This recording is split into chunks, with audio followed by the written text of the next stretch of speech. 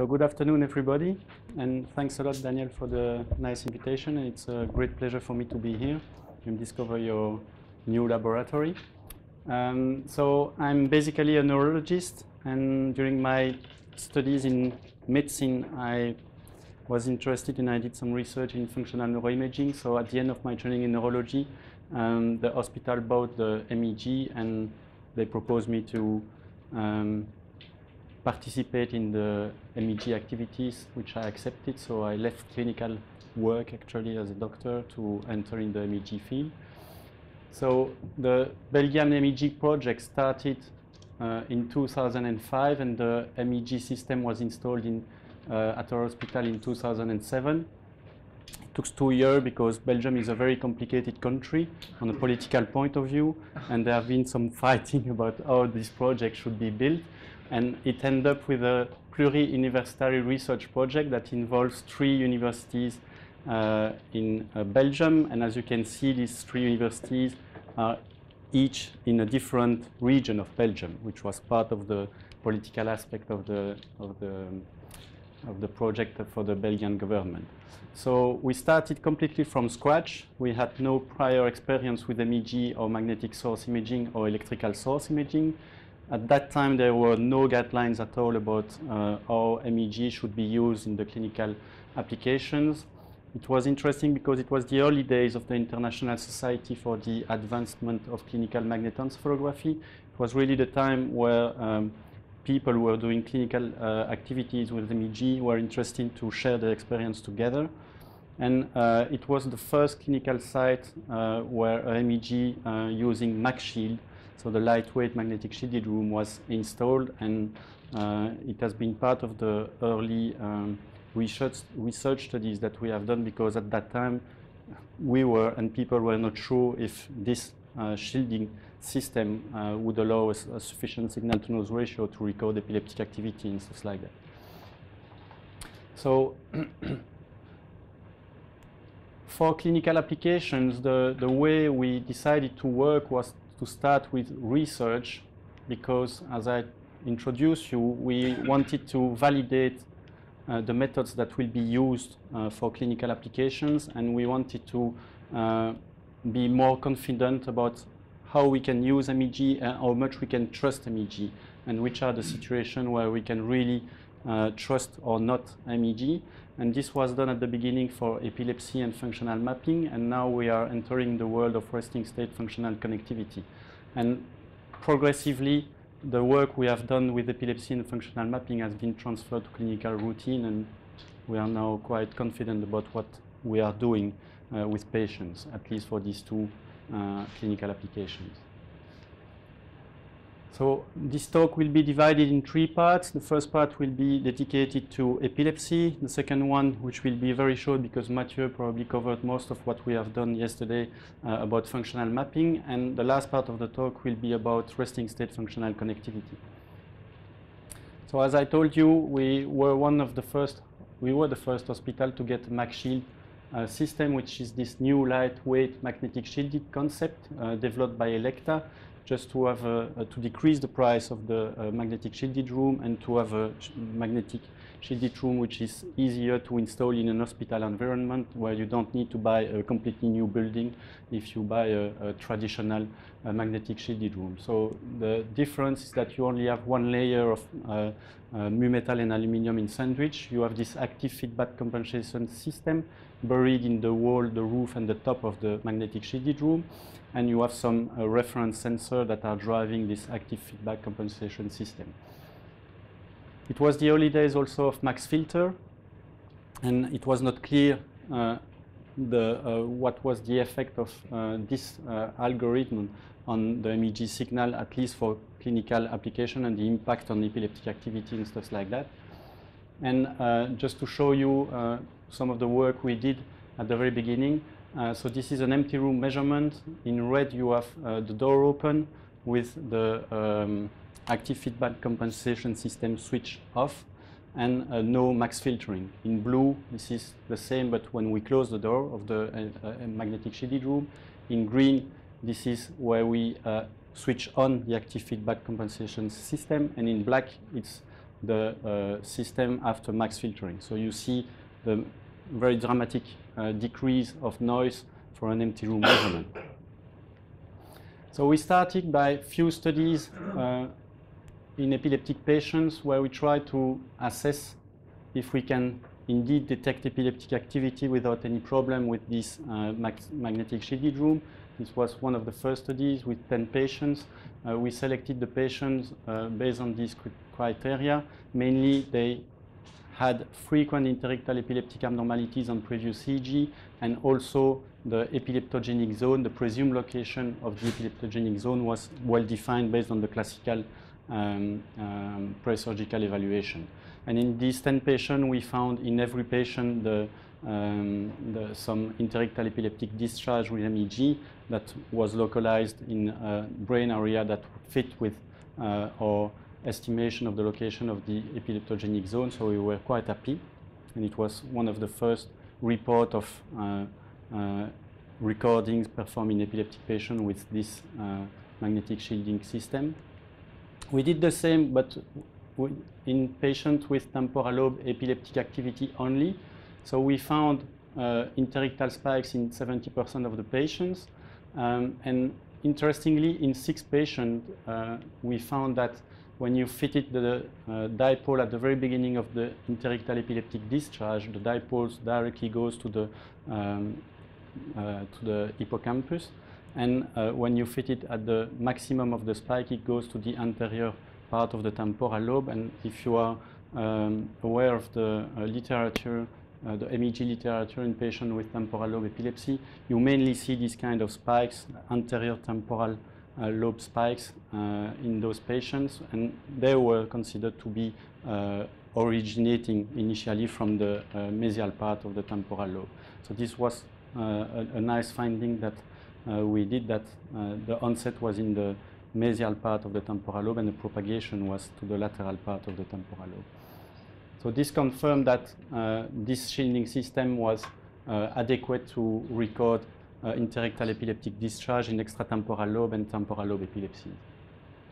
So then we investigated the effect of the spatiotemporal signal space separation in patients with vagal nerve stimulation.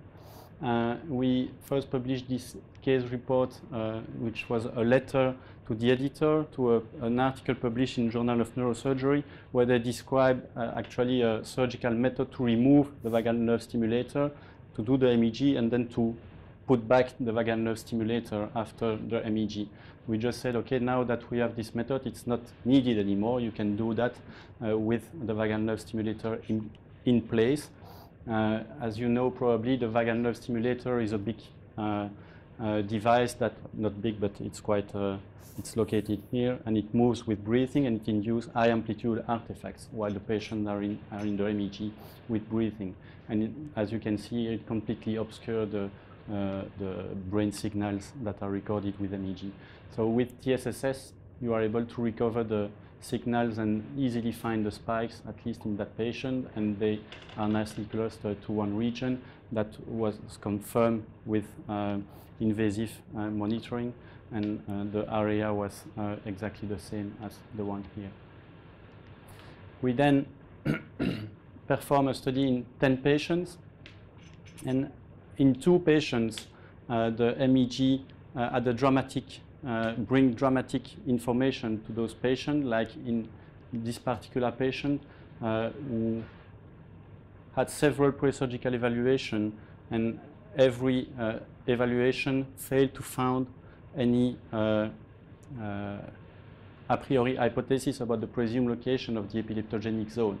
The interictal and ictal EEG was completely normal, the MRI was completely normal, the FDG PET was non-localizing. So they decided to put a vagal nerve stimulator on that patient. But when you place the patient in the MEG, you have plenty of interictal spikes that are popping up. And you can see they are easily picked up when you analyze the signal, and they all go to this area, which is the upper bank of the Sylvian fissure. And so we decided to implant that patient with stereo EEG, and this investigation confirmed that there were indeed interictal epileptic discharge at that area, and also that the seizure onset zone was located at that area. So the patient was operated in another hospital, and he has been seizure-free since then.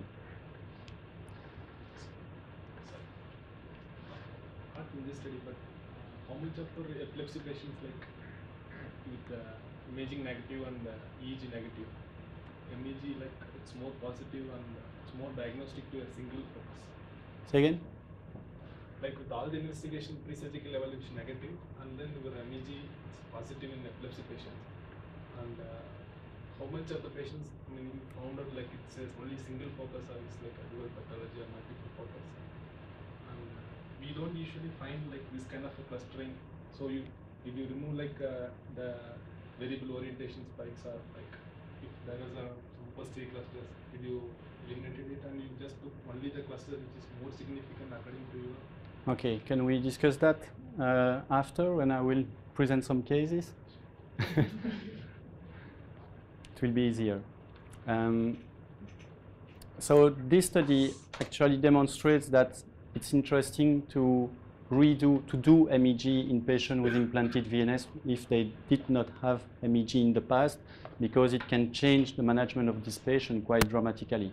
This patient was actually considered as not a good surgical candidate, and he was supposed to have epilepsy for the rest of his life, and the VNS was supposed to try to decrease a little bit his epilepsy, and he is now seizure-free thanks to MEG. So then we worked on the source reconstruction methods that can be used to reconstruct the sources of the interictal epileptic discharge. Typically, I use as a doctor the equivalent current dipole modeling, and exquisite that is provided by Elekta is for me probably the best software available on the market to do that. When you are used to it, it's quite flexible, and it's really very good to look at the data and at the epileptic network, and makes you confident that from spikes to spike it's always the same brain areas that are involved or not. We developed, and Mathieu was involved also in that at the lab for other applications, the beamformer approach, and Mark, our physicist, developed the MNE minimum node estimate approach, and this is one case of patient with reading epilepsy, where we compare the source reconstruction performed with these three different methods, and as you can see, they all converge to the same area. You have an onset of the interictal epileptic discharge at the supplementary motor cortex, and rapid propagation towards the primary sensory motor phase area, and this leads to the myoclonic jerk associated with the spikes in these patients. As soon as we get more confident with the MEG and the way we were working, we decided to perform a prospective study with consecutive patients in order to determine the type and frequency of non-redundant clinical information bring by MEG compared to the classical presurgical evaluation, and also to determine in which type of refractory focal epilepsy MEG is the most useful. This was done because at that time the two prospective studies that were available on the literature were the one of the Sutherny group and Knowlton's group. This one, if you look at the inclusion criteria, they only include patients with abnormal MEG. So they did not provide any information about the number of patients with normal MEG where they did not find any interictal epileptic discharge. So they probably overestimate the actually real clinical added value of MEG in the general population of patients who are presurgical candidates. And in that study from the Knowlton group, they only focused on patients who were candidates for intracranial EEG, so they probably underestimated the actual clinical added value of MEG in the presurgical patients with epilepsy. So what we did is that we included patients, 70 consecutive patients from 3 to 63 years old. So it was a prospective and blinded design. First, at the epilepsy surgery meeting, we present the results of the conventional non-invasive presurgical evaluation that includes prolonged video EEG monitoring, structural MRI at 3 Tesla, and FDG-PET. And the job of the people who were attending to the meeting was to determine the therapeutic procedure that will be proposed to the patients first, and then to assess the presumed localization of the epileptogenic zone. And then we added the MEG and magnetic source imaging results to the discussion, and we determined how it changed the procedure that will be proposed to the patients. And as you can see, there have been some changes in some patients. So one of the interesting points is that a bit more than 50% of the patients had temporal lobe epilepsy. It was classical temporal lobe epilepsy with mesian temporal or hippocampal sclerosis in most of the patients. And in a bit less than 50% of the patients, it was patients with extratemporal lobe epilepsy or patients with unclear localization, meaning we did not know precisely if it was extratemporal or temporal. So magnetic source imaging changed the initial management in 21% of the patients, and there was a statistically significant difference between patients with extratemporal lobe epilepsy or patients with unclear localization compared to patients with temporal lobe epilepsy. As you can see here, MEG was mainly useful in those two populations and was almost not useful in patients with temporal lobe epilepsy. The only patient with temporal lobe epilepsy was a patient with a big tumor and not a classical mesial temporal lobe epilepsy. And MSI-related changes had a clear impact on the initial clinical management of the patient in 8 out of the 15 patients, which is 11% of all the patients. In some of those patients, we were not able to assess really the change linked to MEG results, because some of the patients were lost at follow-up, or they simply refused to undergo surgery at the end.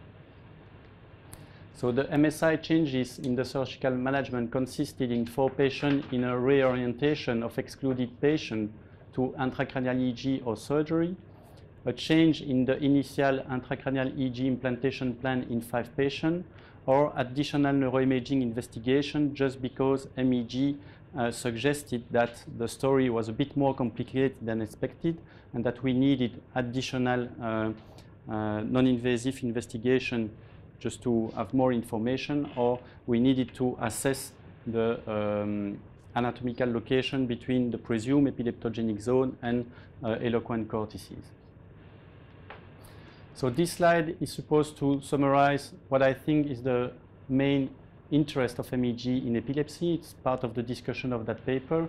So the first point, which is to me one of the most interesting aspects of MEG in epileptic patients, is that MEG detects irritative zones not captured by conventional EEG, leading to a better knowledge of the patient's epileptic disorder and better hypothesis about the presumed location of the epileptogenic zone. Clearly,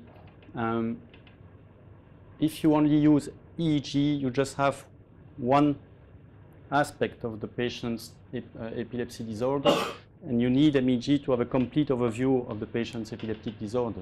In most of the patients, EEG is sufficient, but in some patients, and mainly patients with extratemporal lobe epilepsy or unclear localization, MEG can bring you a complete overview of the patient's epileptic disorder, and you need both EEG and MEG to have this complete picture. By pointing to specific brain areas, magnetic source imaging leads to subtle lesion detection, either by re-examination of conventional brain MRI or novel targeted structural MRI investigation. When we tried to publish that paper, several reviewers said, just change your neuroradiologist. I mean, they just need to look better at the MRI, and you don't need MEG to do that. I mean, actually, in every center which runs an epilepsy surgery program, these kind of things happen, either with FDG-PET or ICTAL-SPECT or EEG-fMRI, and this is probably one of the interesting aspects of MEG also, is that it helps to focus on one brain area to try to find lesions that were not detected previously because we had to assess the brain more largely. And MSI helps to determine the focal property of the irritative zone and the relationship with structural lesion or functional cortices. What I mean by that is this is that it's clear that with MEG you mainly assess the irritative zone, and that there can be differences in some patients between the irritative and the seizure onset zone, and that's one of the weaknesses people think about MEG. Some studies, and this is also our experience, suggest that depending on the way the equivalent current dipole that you fit to each and every spikes behaves, this has different prognostic value regarding the location of the seizure onset zone. When the equivalent current dipole are tightly clustered to one brain area, this is a high positive predictive value that the seizure onset zone will be here. When it's more scattered, then it's a less or weaker positive predictive value that it will be around here. There's a discussion also in the literature and people who do MEG in patients with epilepsy, if you need to look at individual interictal epileptic discharge or if you have to average them. We mainly do this just because I think when you do and you focus only on average spikes, you miss this information. Okay? People who prefer this approach, they say that this is probably related to different signal to noise ratio from spike to spikes. Okay, so it can be true, but when you are trained to look at the MEG signal, you can assess quite correctly the signal to noise ratio from spike to spike and determine if the signal to noise ratio is comparable from spike to spikes, and if the fact that it's scattered is related or not to a signal to noise ratio issue, or if it's more related to the fact that the irritative zone is probably more widespread than concentrate on one brain area. So now I will show you 3 recent cases that we had at our epilepsy surgery program, just to illustrate you the benefits of MEG and how you can play with the signal to find new information. Yes? When you say EEG, is it high density EEG or something like normal? It's 64 EEG electrodes. So the first patient is a patient of 33 years old. The epilepsy started at 19 years old. The seizure semiology was characterized by undetermined aura. That he was feeling strange things, and you can tell that a seizure will happen. Clonic movement of the right hemibody, post-seizure dysarthria, and he had daily seizures, several seizures a day. The interictal EEG was completely normal. Several EEG performed at different centers, and several video EEG during several days performed at different centers. The MRI showed a left frontal operculum lesion, presumably a focal cortical dysplasia. The FDG PET showed a left frontal operculum hypometabolism, and this patient came to a hospital because in another Belgian center he was diagnosed as non-epileptic seizure, despite the fact that he had a lesion in the brain. And it was just related to the fact that the EEG was completely normal on that patient. As soon as you put the patient in the MEG, you have subcontinuous epileptic discharge. 1 hour of MEG on that patient, and it was discharging almost all the time. They were localized on the left frontotemporal sensors. So this is 10 seconds of MEG signal, and this is 10 seconds of the EEG that were occurred simultaneously. So there is no sign of epileptic discharge, and whatever montage you use, you see no spikes at all. Okay, so we did 2 MEG sessions in that patient, one with 64 electrodes and one with 128 electrodes, and no spikes at all, whatever the number of electrodes. Perhaps we will be able to detect few spikes or some slow amplitude spikes if we jump to 256, but at least 128 was not sufficient. So MEG has to be considered in epileptic patients with normal EEG. This seems normal claim for people who are interested in MEG, but I can tell you that most of the epileptologists doesn't believe that. Okay, I was at the American Epilepsy Society last year, and there was this meeting about this session about seizure semiology from Hans Luders, and they were presenting one case of a patient with a presumed Sylvian epilepsy, and EEG was normal, and they say, okay, they asked to the audience, which type of investigation will you do next? I raised my hand, I said MEG, and they was just, MEG, it's too expensive first, and then there's nothing on the EEG, so why do you want MEG? So I think there's a lot of education that needs to be done by people who are doing MEG, just to educate people that MEG can see things that EEG does not, and vice versa. Did you evoke potentials in the EEG, and were those normal? Are there other features in the EEG on the basis of which you could decide that the EEG doesn't show everything, that you therefore want to move to MEG? I mean, we didn't do that in that patient, but this patient and the other one I showed you, and we had several cases like that, clearly MEG detects epileptic activity that EEG does not. There have been some publications that compare simultaneous EEG and MEG, and there are some patients where you have MEG only, and some patients where you have EEG only, and some patients where both see the same spike. So it really depends on the location of the irritative zone, the orientation of the dipolar source, and depending on that, some patients are some epileptic discharge are better detected by MEG or by EEG. Do you do simultaneous EEG on all of your MEG patients? When it's feasible, yes. I mean,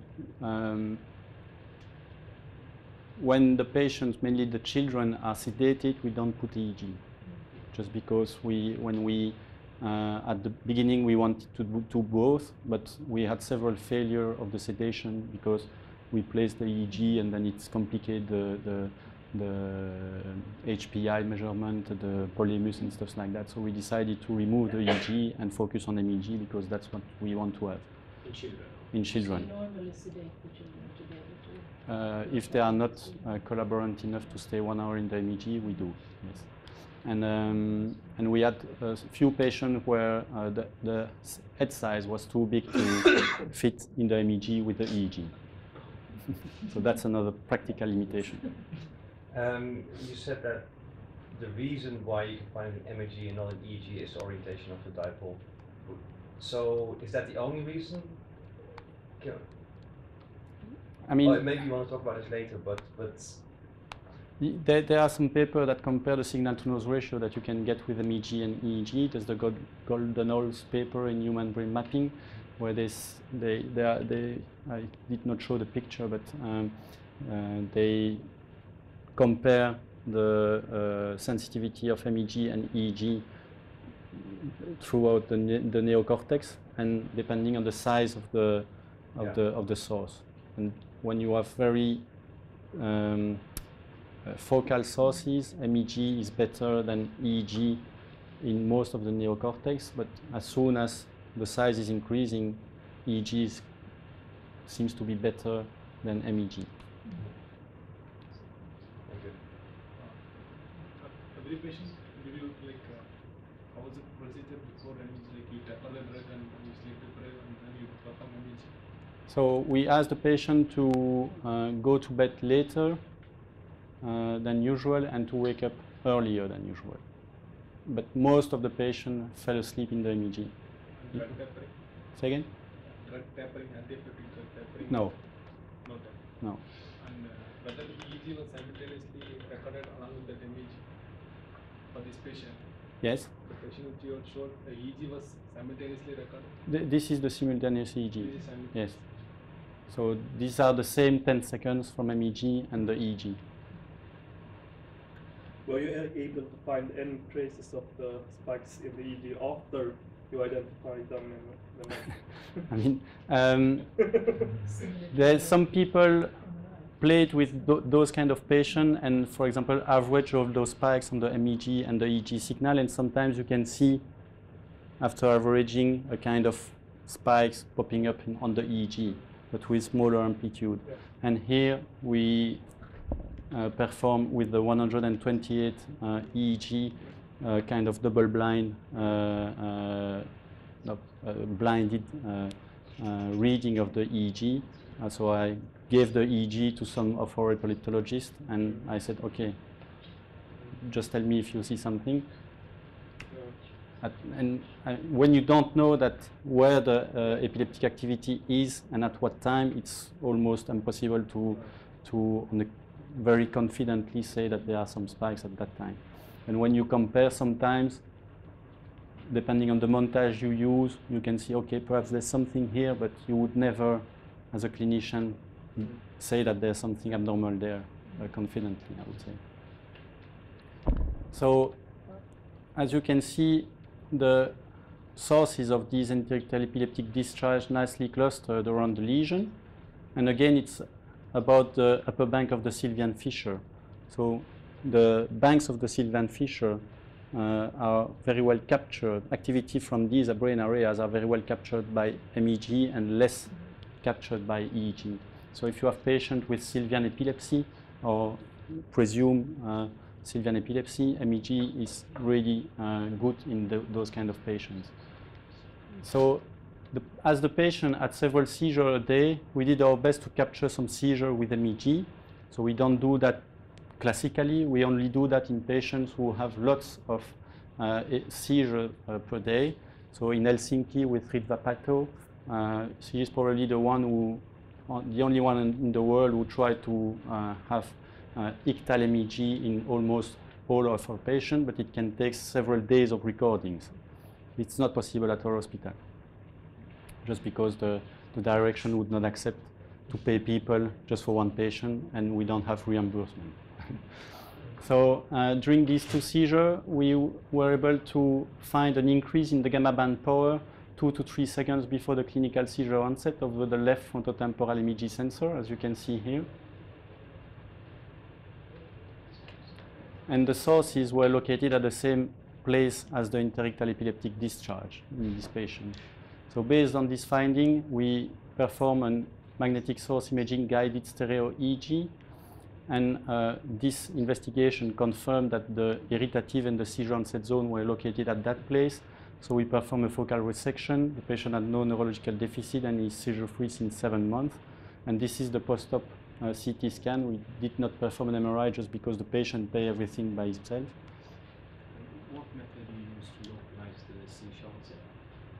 Like, is it a dipole? It's just the dipole fitting. So I filter the data and then I fit on the small wave. So it's not really appropriate, but it works quite well when the signal-to-noise ratio is correct. In this particular patient, did you only do the intracranial electrodes, or did you also have something subdural? No. Our neurosurgeon is not really fond of combining subdural grids and stereo EEG. It would be interesting to know whether just put up of the skull bone and the scalp would detect it with the EEG or not. Indeed, indeed. But he prefers. We do that sometime in a few patients, but he really prefers to either do stereo EEG or to implant subdural grids. It's just because it's different. And when you're looking for such a deep resource, yes. of course. Sorry, I may be a little lost, but can you go again what's stereo EEG about?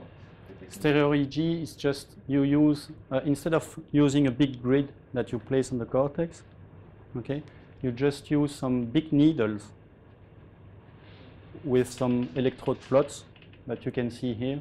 Every white dot is an electrode plot, and you implant them stereotactily, which means that you have a predefined trajectory for the electrodes, and it's implanted stereotactily, so it means that it's very precise.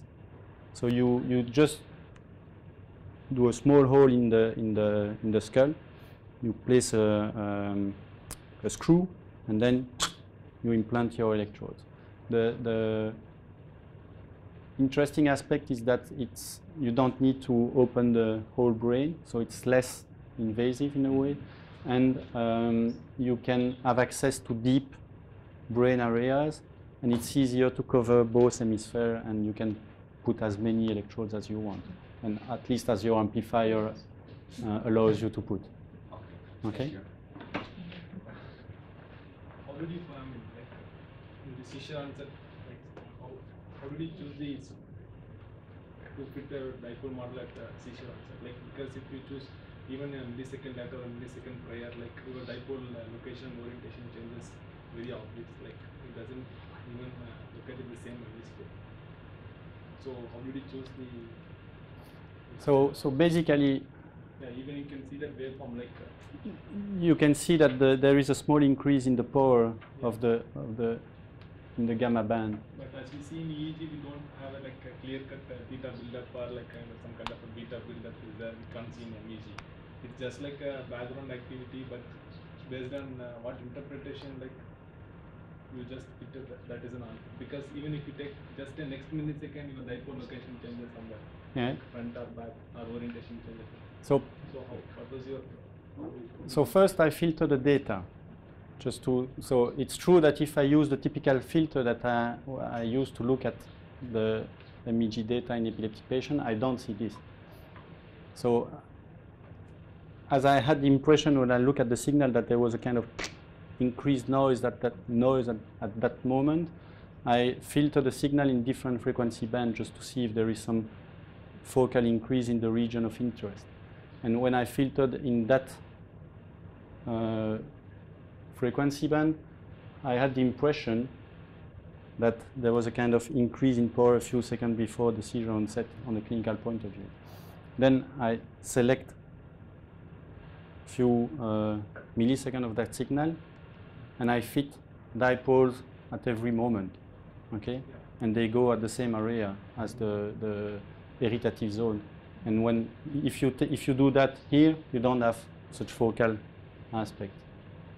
Okay, so it was in a gamma band you filtered in 30 to 80 hertz, then you just choose the answer. You see, yes. At every point it is like the same location. It Yes. doesn't change.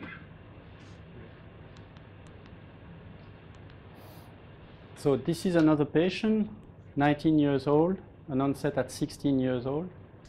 The seizure symptomology is characterized by head deviation towards the left or right, clonic movement of the left upper limb or hemibody, and he also had daily seizure. The interictal EEG showed bilateral centro-parieto-temporal spike wave discharges and a rare right mesofrontal spike wave discharges. The ictal EEG showed parasagittal epileptiform discharge, and it was unclear if it was left or right. On the MRI at 3T, we had a suspicion of a right prefrontal focal cortical dysplasia deep in the superior frontal sulcus, and the FDG PET was non-localizing. So in that patient, we decided to perform MEG just to determine if the interictal epileptic discharge would go to that lesion. Because based on this ictal and interictal EEG and the fact that we were not very confident that this was abnormal, we were not sure that it was located in the right prefrontal area, and we wanted to have more a priori to perform the invasive monitoring in that patient. So this is the EEG, the EEG that was performed simultaneously than MEG with 64 electrode, and this is an interictal epileptic discharge that you can see over the centroparietal electrodes and also the midline. So based on that, it's very difficult to tell if it's coming from the right or the left. So this is the same spike. Okay, and you can see that the amplitude is mainly over the left frontoparietal sensor. And when you look at the raw signal, we had the impression that there was a small bump here at the right frontal lobe, frontal sensor here. So when I look at the MEG signal, I was expecting a right frontal onset, which was confirmed by the multidipole fitting, which demonstrates a right prefrontal onset exactly at the suspected lesion with rapid propagation towards the left central region. This was not observed in all spike wave discharges, so I asked Mark, our physicist, to do more fancy analysis on these epileptic discharge, and he performed time frequency analysis of the epileptic discharge, and actually he was able to find that the onset on the right frontal area had different frequency characteristic than the propagation. The onset was in the low gamma band, and the propagation was actually in the alpha and beta band. So this will be shown by this video.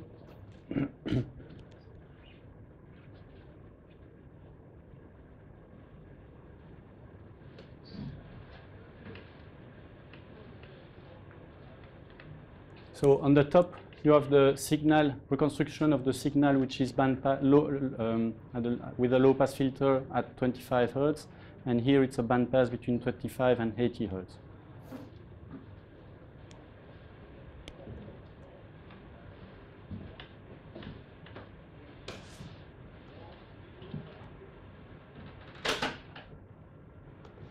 Oops, sorry. Not work.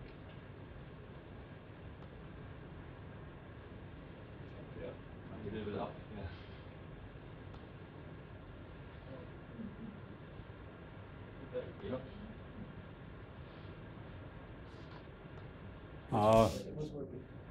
Yeah, but I wanted to stop anyway. If you use the space bar, maybe it's Space bar. Yeah. I will try then. Where is my mouse? It's here.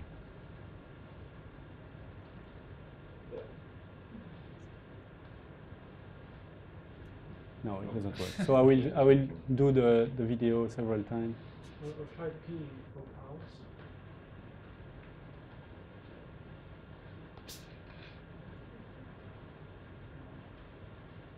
No. Anyway, just I will do it after. So what you will see is a non-set here. So in the low gamma band, and it's the main frequency for the onset, and then you have the propagation here, and nothing in this hemisphere at that frequency in the low gamma band. So if you look here, you will see first the onset and then the propagation there, and nothing. Okay? It was just for all the epileptics or only for pure epileptics? For all the interictal discharges, it was the, like onset and For most of the interictal epileptic discharge was like that, indeed. So the source of this gamma power increase was exactly located at the brain area that we were suspected as being a potential focal cortical dysplasia. So the patient had stereo EEG investigation covering mainly the right frontal lobe and also the left frontal lobe, and we targeted the lesion, as you can see here. This investigation confirmed that the irritative zone, the interictal epileptic discharge was starting there and then propagating to the other area, and that the seizure onset zone was located there also. So the patient underwent resective surgery, which was quite focal and centered towards the lesion, and the patient is now seizure-free since 6 months, and the post-op MRI has not been done already.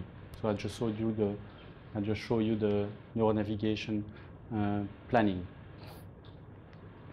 The last patient is a young girl of 3 years old with an onset a few months before MEG. The seizure semiology was characterized by loss of contact and upper limbs hypertonia. It was a short seizure, and she also had daily seizure. The interictal EEG showed left centrotemporal spike wave discharges. The rectal EEG showed left hemispheric rhythmic activity. MRI at 3T showed a large left frontoinsular lesion. The FDG PET showed profound left frontoinsular hypometabolism, and the PET using the methionine showed moderate methionine uptake by the lesion. So here is the lesion. So here we used MEG mainly to try to determine if the irritative zone was localized in one part of that big lesion. If it was focal or more scattered, and just because the neurosurgeon wanted to remove that area with the methionine uptake just to have a good pathology, and to determine if we needed a broader resection or if we can concentrate on one brain area. The basic idea was that we wanted to try to render the patient seizure-free as well as having some sample for pathology. So that's the MEG results. So you have frequent interictal epileptic discharge over the left frontotemporal sensor, and as you can see here, the interictal dipoles are scattered over the inferior frontal lobe around the lesion. So that's the combination of the MRI with the dipoles and the FDG PET. You can see that there is a nice overlap between the area of hypometabolism and the scattered dipoles, and this is the correlation between the MRI with the dipole and the PET with the methionine, and you can see that there's a good concordance between the MET uptake and the dipole. So the neurosurgeon decided to do a vast and wide resection, as you can see, of the left inferior frontal region, and most of the dipoles were in the area that was resected. So the patient is seizure-free since 7 months since the surgery, and the resection has been guided by electrocorticography. So this is just to show you the interest in some patients to combine in a multimodal approach the information of the MEG and of the FDG PET to try to better assess the location of the epileptogenic zone or to guide the surgery in some epileptic patients. So this drives me to one of the studies that we did. So I did my PhD thesis on the functional neuroimaging of epileptic encephalopathies with continuous spikes and waves during slow sleep. For those of you who don't know this pediatric epileptic disorder, it's an epileptic disorder that appears in children and which is characterized by the occurrence of a kind of electrical status epilepticus during sleep. So when the child falls asleep, you have an intense epileptic activity with no clinical manifestation. The only clinical manifestation occurs during the day, and the child develops an acquired cognitive and behavioral regression. Okay, so some of these patients are refractory to anti-epileptic drugs, or most of them. So the best treatment is steroids, but some groups propose to do some surgery either with subpial multiple transection or some focal resection. And some of these groups propose to remove the areas with hypermetabolism on FDG PET, which is associated, as they think, to the onset of the epileptic discharge. So we combine MEG with FDG PET to better assess the relationship between the epileptic networks and the areas of metabolic abnormalities. So, for example, in this patient with Landau-Kleffner syndrome, which is clinically characterized by an acquired auditory agnosia, so these children develop normally language, and as soon as they develop this epileptic activity, they lose the language, and they become mutic if you don't do anything. And actually, in that patient, all the interictal discharge occurring during sleep started from the right temporal lobe and rapidly propagates towards the left. And you can see that there's a nice colocalization between the source of this epileptic discharge and the increase in metabolism at the onset of this discharge, and also the propagation. But you can see that the area of decreased metabolism is not involved in the epileptogenic network, at least in that patient. This is another patient with an acquired hemi-neglect syndrome, so he developed a neglect syndrome, and the MEG showed that every spikes occurring during sleep was characterized by an onset in the right parietal region, and you can see that there is again a nice colocalization of the source of the epileptic discharge with a significant increase in metabolism in that area, and then you have a propagation towards the other hemisphere and the left parietal region, or towards the right central region, and you can see that the propagation is associated with different metabolic changes. In one case, it's a decrease in metabolism, a focal decrease, as you can see here, or a focal increase. So what you've done here on the left are sorting spikes, yes, and averaging, and when you get to it's not averaging. This is an example of one spikes that I observed in that patient. So it's the source waveform of the multidipole fin tip for one spike. So first you fit you treat all the spikes the same. Yes. And then you start. So I analyze every spikes to assess if the network is the same from spike to spikes. There are some patients where it is like those two, but there are some patients where it's not. Right. and this provides you a better picture of the epileptogenic network in those patients. So and then these different waveforms that you see are of the same location, are on different locations. Yes. Right. So how do you separate out? Oh, I see. I see. So this is a combination of both source localization and then extracting the time course of that spike. Yes. Okay. Great. So what I do, I take one spike, then I do the source localization using my multi-dipole fitting. Yeah. This is the results of the model that correspond to the three sources that that I fit with this. At the same time? At the same time, yes. Oh, okay. And this is the goodness of fit, and it shows that with these three sources you explain nicely most of the period of the interictal epileptic discharge with these three sources. And the network and the dynamic was the same from spikes to spikes in that patient.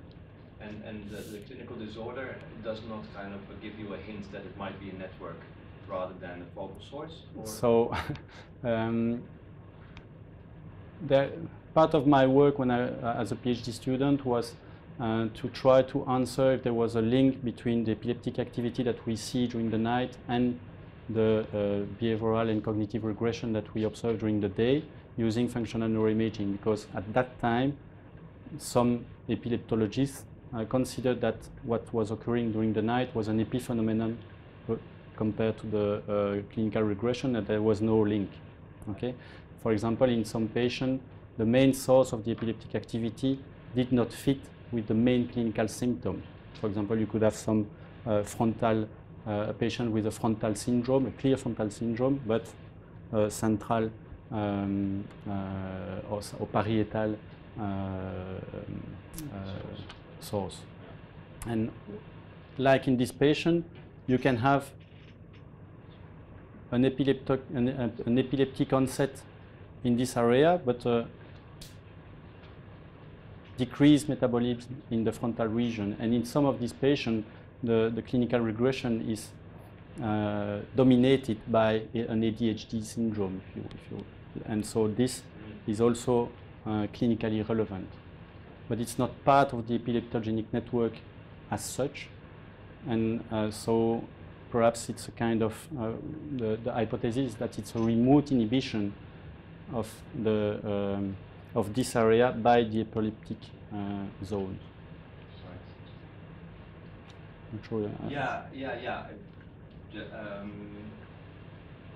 But based on the diagnosis, you would not know if you need to go and try to get more dipoles and try to understand the network better. That's really something you get out of the data. It's part of my question.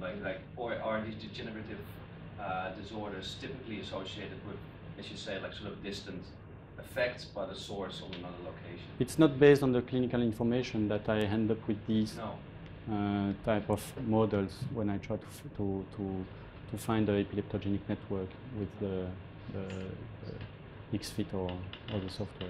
Yeah. So it's really based on the MEG signal. Yeah. And I analyzed MEG before looking at the PET. Like that, I'm not biased. So I don't try to constrain my dipoles to these areas. Nor the number of them, which I think is of course a decision to make. Yes. Yeah. So this is just to show that there's an interest to go to the multimodal approach in some epileptic disorder, just to try to better understand the pathophysiology of these epileptic conditions. Yeah.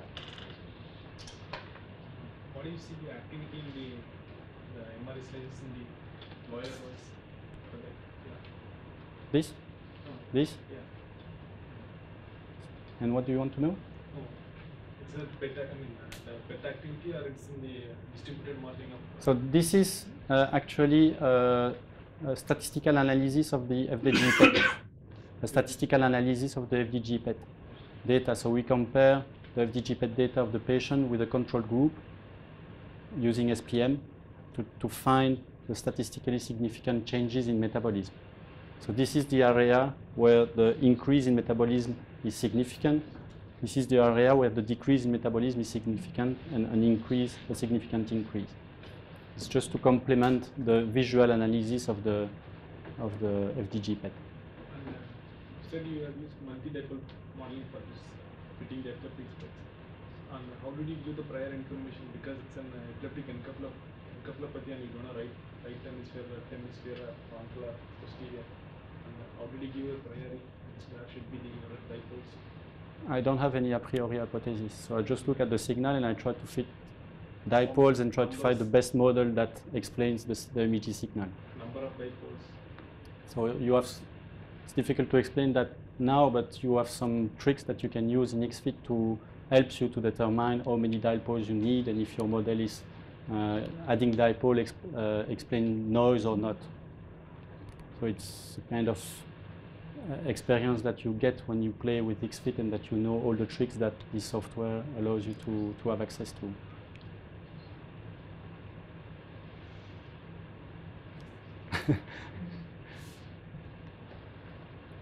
So now I will move to functional mapping.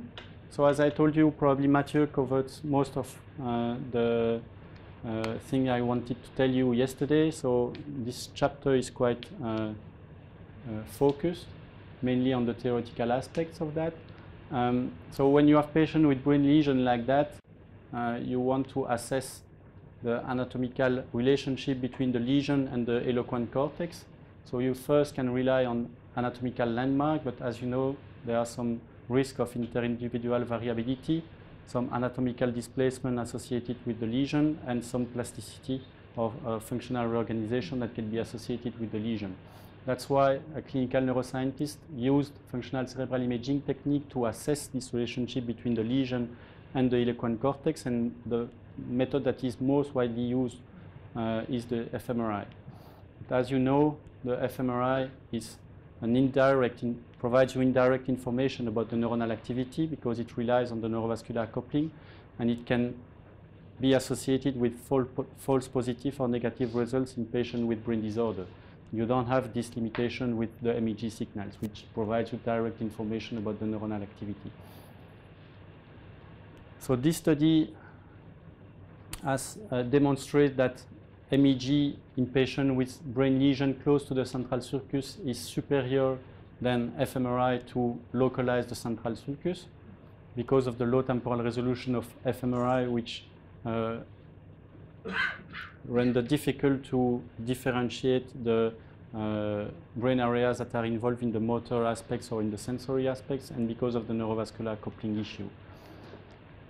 So this is just to tell you what I think is really interesting with the MEG signal for functional mapping, is that using MEG you can investigate different types of neurophysiological processes like the evoked magnetic fields, the induced responses, the suppression and enhancement in different frequency bands, and the phase coupling.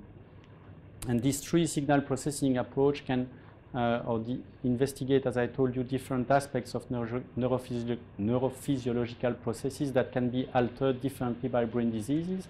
And so MEG and magnetic source imaging brings you much more information that you can have with only fMRI. So that's why we decided to, for the primary sensory motor cortex mapping, to combine different functional indicators from fMRI and from MEG.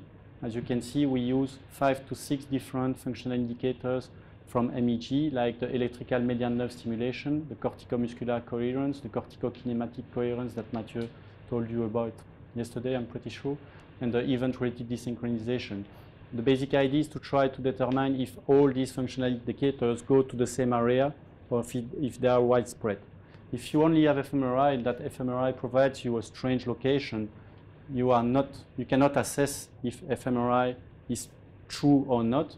And when you use different functional indicators that are based on neurophysical signal, you can assess if they all converge to the same area. If they're not, then you know that you are probably in a strange situation and that the neurosurgeon needs to be quite cautious. But if they all converge to the same area quite tightly, you are then confident that the sensory motor end area is where it should be. So that's all I would say with the functional mapping. So Just keep in mind that the interesting aspect of MEG for that indication, clinical indication, is that you can investigate different aspects of brain function with only one method, and you can assess if those different aspects converge to the same area. We did that for the sensory motor mapping, but you can do that also for the language and for visual and auditory functional mapping. So I will finish this talk by focusing on resting state functional connectivity, which is the last developments at our lab. The basic idea was to perform some research in healthy subjects first, to get confident about the methods that we are using in terms of information that we can get, and then try to move quickly to the clinical field and determine if such approach can be useful for diagnosis and for therapeutic management. So as you know, in the past or in the early days of the functional neuroimaging, most of the people considered that resting state activity was not relevant, and that the resting state activity was a kind of background noise activity of the brain that does not provide you any information about brain function. We now know that it's wrong, because at the resting state, the brain activity is spatially and temporally structured in resting state networks. Those resting state networks have mainly been investigated using resting state functional connectivity MRI, and using either ICA approach, so independent component analysis approach, or seed-based approach, you are able to find and isolate those different networks at the resting state. So for example, the default mode network, the frontoparietal network, the sensory motor network, the visual network, the executive network, the cerebellum. And the group of Matt Brooks and a few other groups have developed methods that allow us to uncover those resting state network using MEG. This is a paper that uses ICA, and you can see that there's a nice correspondence between the MEG and the fMRI results. This is another paper that uses seed-based approach, and the main aspects of these methods is that they rely on power envelope correlation. So you filter the signal in a specific frequency band, and then you look at the correlation of the envelope of the signal filtered in a certain frequency band. It's only when you do that that you are able to uncover those resting state network, and most of the phase coupling approach that have investigated the resting state functional activity with MEG fail to really uncover those resting state network like that. To do that, you need to find a way to solve the problem of the signal leakage when you do source reconstruction. So when you place a seed in one brain area, the signal of the sources around that seed will be highly correlated with the signal at that seed, and this will usually blur the whole image. So you don't see any interhemispheric connectivity due to those signal leakage, and then you need to find methods to decrease or subtract this leakage to be able to uncover the true functional connectivity between the seed and the area with which it is connected. So those two studies, and the first studies have been done with a CTF system. So we recently adapted those methods to the Elekta NeuroMag system, and we succeeded to find the same type of results using seed-based and temporal ICA. The funny thing is that when you look more closely at the default mode network, the papers that have been published in the past, they fail to find one of the key nodes of the default mode network, which is the precuneus. Those papers used a CTF system, and they all used a beamformer approach. Okay? So we used an Elekta, and we used a minimum norm estimate approach. And as you can see, the connectivity pattern for the default mode network using our method is dominated by the connectivity between the mesial prefrontal cortex and the precuneus. So it's quite different results from what is observed with the CTF and the beamformer approach. And as you can see, for example, in this study, there is a big hole here at the level of the precuneus. So we are now investigating why we do see these differences. Is it related to the source reconstruction method that we are using? Is it related to the system? So we are collaborating with Matt Brooks' group in Nottingham and Mark Woolrich in Oxford to try to compare CTF and ELECTA data and beamformer and minimum norm estimate approach. This is data from our group. So based on the ELECTA system, this is the analysis with the minimum norm estimate, and this is the analysis with the beamformer. And you can see that there's a big hole here. So this suggests that it can be a source reconstruction issue, but we are also doing some simulation at the moment, and it seems a bit more complicated than that. So we'll know the whole story probably in a few weeks or months.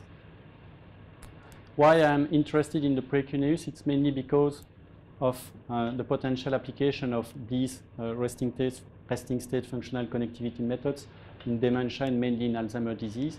So as you can see here, the default mode network and the precuneus is really involved in the pathophysiology of Alzheimer's disease, and there are lots of papers that discuss the potential interest of resting state functional connectivity as a kind of biomarker for this disorder.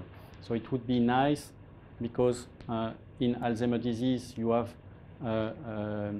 vascular pathology also that could alter the interest or decrease the interest of fMRI. So it would be nice to have a method of MEG that would allow you to investigate the connectivity between some nodes of the default mode network. So another potential application of this resting state functional connectivity methods is to perform functional mapping. The interesting thing is that with just 5 minutes of resting state, you can investigate different networks at rest and try to perform functional mapping also in patients with brain disorder or focal brain disorder. And for example, if you place a seed at the primary sensory motor hand area in one hemisphere, what you get is a high degree of functional connectivity in the homologous region in the other hemisphere. And the primary sensory motor network at rest is the most robust, because as you can see here, in 80% of the LC subject we investigated, we have a high degree of correlation between the individual resting state functional connectivity map and the group level maps, which suggests that the connectivity from subject to subject is quite robust. So based on this robustness, we can try to move to patients with focal brain lesions. That's why we did in this small proof of concept study. So we selected retrospectively MEG data from 10 patients with focal brain disorder, just because they had MEG and we had a resting state data 5 minutes at least available in those patients. 6 patients had lesion close to the central sulcus, either tumor or vascular malformation. 3 patients had middle cerebral artery stroke, and 1 patient had refractory neuropathic pain. The seed was placed in a non-affected M1 hand area. So the basic idea is that you place the seed in the non-affected hemisphere and you try to find the resting state functional connectivity in the affected hemisphere where the lesion is. And in 8 out of 10 patients, we find a good colocalization between the resting state functional connectivity maximum in the affected hemisphere and the functional indicators that we used in those patients to perform functional mapping. So this suggests that it could be a nice method to perform functional mapping. It's quite easy. You just place your patient 5 minutes in the MEG, and then you do your offline analysis. And it could be useful in patients that are not cooperative or collaborant, and for example in children, young children that are not able to perform movement that are not really cooperative. So these are just some results in few of our patients. So these are the functional indicators that we are typically using, and this is the connectivity maximum, and as you can see, there's a nice anatomical concordance. The same here, patient with this small focal cortical dysplasia, and the same here in that patient with this big lesion here. So you need to say that you found a high degree of restricted functional connectivity in the affected or unaffected hemisphere? So we place a seed here Unaffected. in the non-affected hemisphere, and we found the connectivity in the affected hemisphere. How was the degree of connectivity in the affected? Say again? What was the degree of connectivity in the affected hemisphere? Actually, there was no correlation between the, I would say,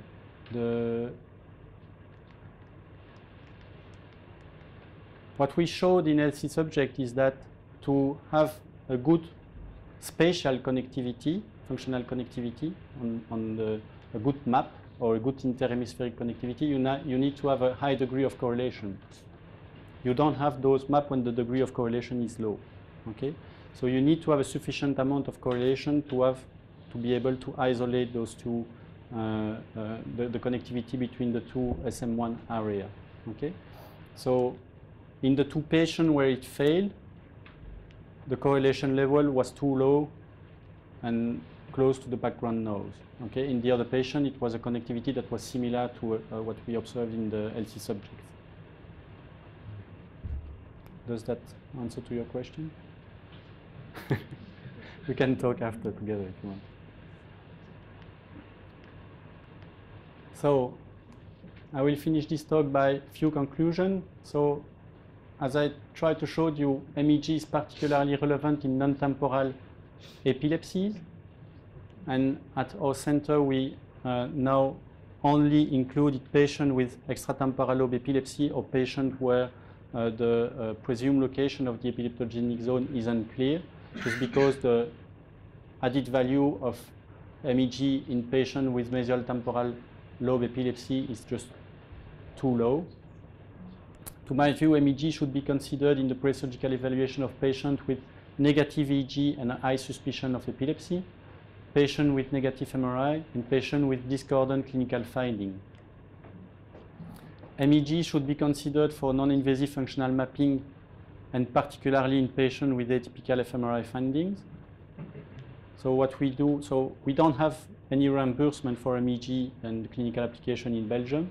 So we try to restrict the number of clinical MEG that we are doing. So these are the criteria that we are using to perform MEG in patients with epilepsy. This is discussed at the epilepsy surgery meeting, and it's a general discussion about if we need MEG on a specific patient or not.